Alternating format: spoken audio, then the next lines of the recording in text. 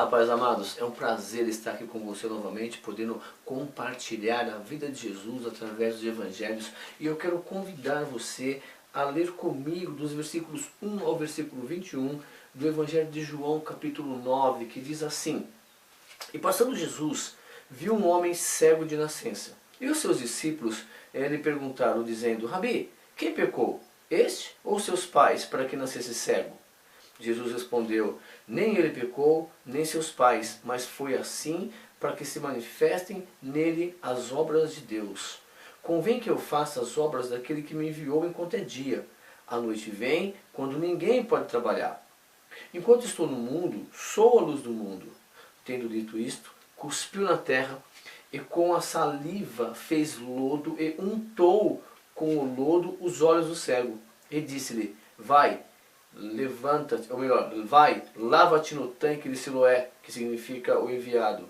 Foi, pois, e lavou-se, e voltou vendo. Então os vizinhos e aqueles que dantes tinham visto que era cego diziam: Não é este aquele que estava sentado e mendigava? Uns diziam: É este, e outros: Parece-se com ele. E ele dizia: Sou eu. Diziam-lhes, pois: Como te abriu os olhos? Ele respondeu e disse-lhe: O homem chamado Jesus fez lodo e untou-lhe os olhos e disse-me: Vai ao tanque de Siloé e lava-te. Então fui e lavei-me e vi. Disseram-lhe, pois: Onde está ele? Respondeu: Não sei. Levaram, pois, aos fariseus o que antes era cego. E era sábado quando Jesus fez o lodo e lhe abriu os olhos.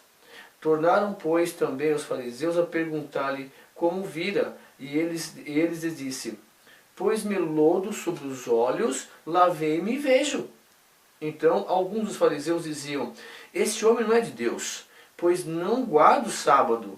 Diziam outros: Como pode um homem pecador fazer tais sinais? E havia dissensão entre eles. Tornaram, pois, a dizer ao cego: Tu que dizes daquele que te abriu os olhos? Ele respondeu: Que é profeta. Os judeus, porém, não creram que ele tivesse sido cego e que agora visse, enquanto não chamaram os pais do que agora via. E perguntaram-lhe, dizendo: É este o vosso filho, que vós dizeis ter nascido cego? Como, pois, vê agora? Seus pais responderam e disseram-lhe: Sabemos que este é o nosso filho e que nasceu cego, mas como agora vê, não sabemos. Ou quem lhe tem aberto os olhos, não sabemos. Tem idade, perguntai-lhe ele mesmo, e ele responderá por si mesmo. À luz desse texto, eu quero compartilhar com vocês, repensar, ou melhor, meditar com vocês em 5 passagens ali rapidamente, para que nós possamos entender melhor o que o João está querendo nos dizer aqui. Porque esse é o seu objetivo, ler o Evangelho de João, né? O João está escrevendo, o apóstolo João está relembrando das situações que ele presenciou, e ele está escrevendo detalhes. Então observe que nos 5 primeiros versículos, os próprios discípulos, eles estão caminhando, eles observam um cego de nascença lá, no meio do caminho. Então eles perguntam: Senhor, quem pecou? Que esse ou os pais deles? Então Jesus fala: para, eles estão tudo errado. Nem ele pecou, nem os pais deles pecaram, nada a ver. Quer dizer assim, nós temos que tirar algumas coisas da cabeça que vão passando de geração em geração, e nós vamos aceitando sem questionar, sem perguntar diretamente para Deus. Observe que aqui a pergunta foi feita diretamente para quem? Para Jesus. E esse é um grande ensinamento já, João, é o seguinte: Jesus tem a resposta para todos esses mistérios. E Jesus então, ele vem e fala: olha, nem ele nem pecou. Quer dizer, olha, não existe uma maldição hereditária.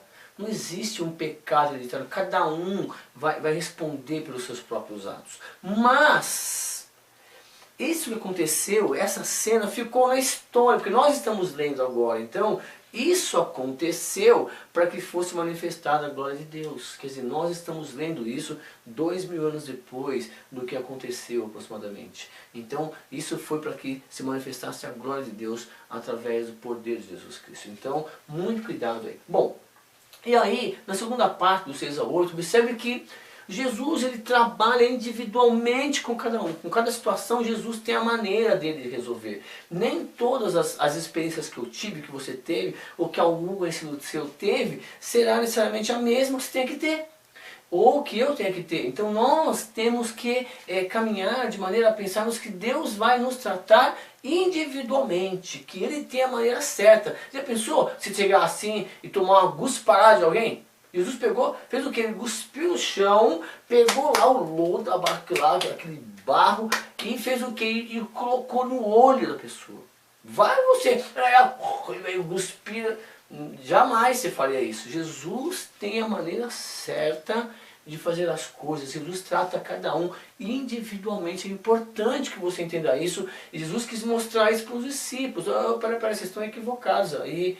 Vamos olhar para cá, vem cá, deixa eu mostrar. Nenhum nem outro, tá legal? E aí é importante que você entenda que quando Jesus fizer algo na sua vida ou na minha vida, as pessoas vão querer saber. Porque observe que logo depois que ele vai, se lava, ele volta vendo, começa algumas pessoas, é esse mesmo? É esse mesmo? Não é esse que não é, parece, não é? Então assim, quando você tem o trabalho de Deus na sua vida e você volta a conviver no local onde você estava sem antes ter tido um milagre na sua vida, apesar que esse milagre foi físico, as pessoas observam você e vão ver que está diferente. Nesse caso, era um cego de nascença.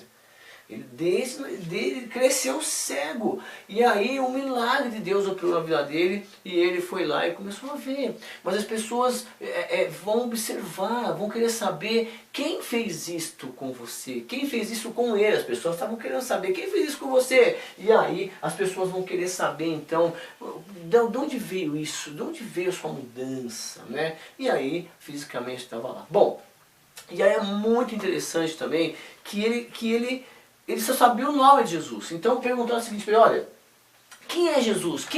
Perguntaram quem é Jesus para você? Ele falou assim: olha, eu acho que ele é um profeta.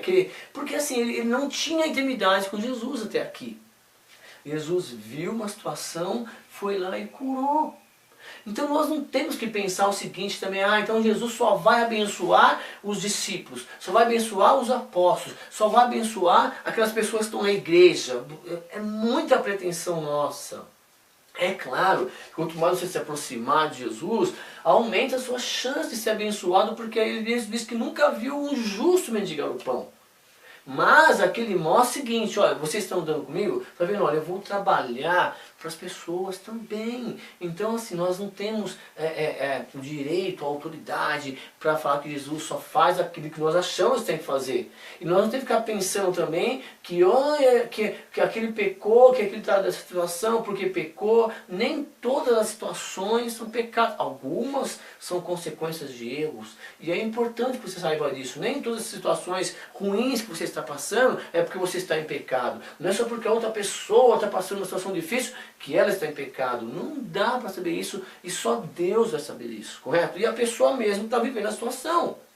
Então ali Jesus quebrou, nem o pai dele pecou, nem ele pecou. Essa cena, essa situação especificamente é para que se manifeste a glória de Deus. E Jesus vai mostrar a situação para você, onde vai se manifestar a glória de Deus. Então é importante que você entenda isso, tá bom? Então Jesus, aí você vai ter que formar uma figura de quem é Jesus para você.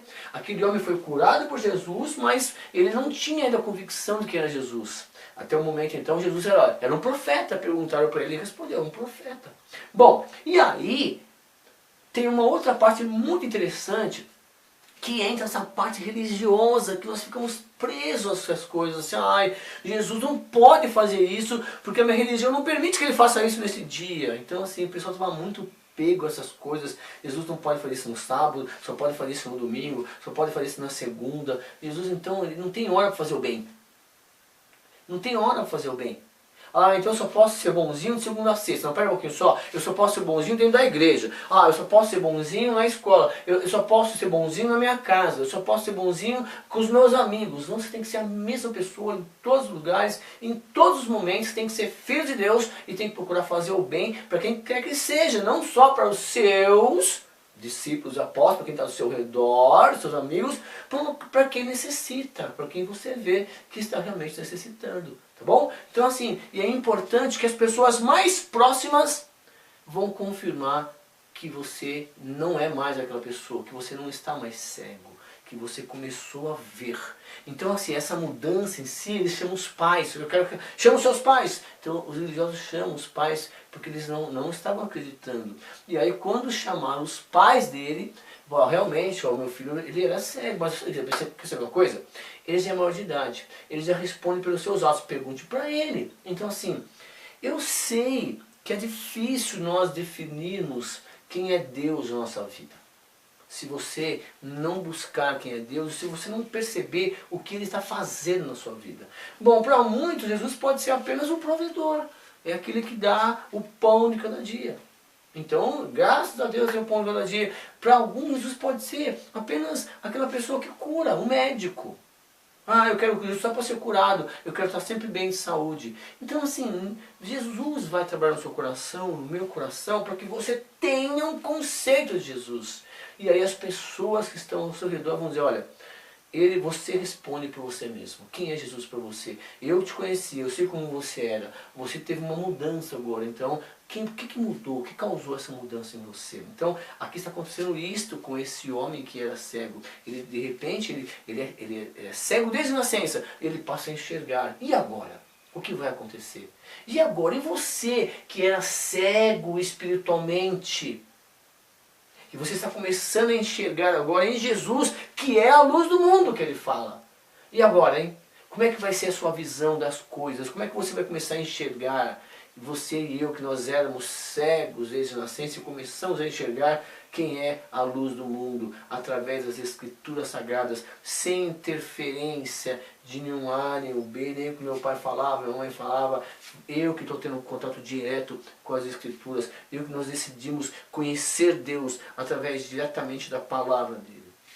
E agora, quem é Jesus para você? Esse cego de nascença, até essa parte da história, ele não sabia. De repente, na sua vida e na minha vida, você não está sabendo quem é Jesus para você ainda. Jesus está começando, mandou você lavar os olhos, ou de repente você ainda está com a lama no olho e indo até o tanque lavar. Então, é importante que você defina quem é Jesus para você. E as pessoas ao seu redor já viram que você mudou, que você está mudando, que você está aí, pelo menos enxergando de um outro ponto de vista as coisas. Bom, espero que Deus tenha abençoado a tua vida. É importante que nós continuemos a ler a palavra de Deus, porque ela é que vai nos abrir os olhos para enxergar o caminho que é o caminho direto, o caminho perfeito, direto ao céu. Um beijo para você, continue com Deus e até a próxima aula. Tchau!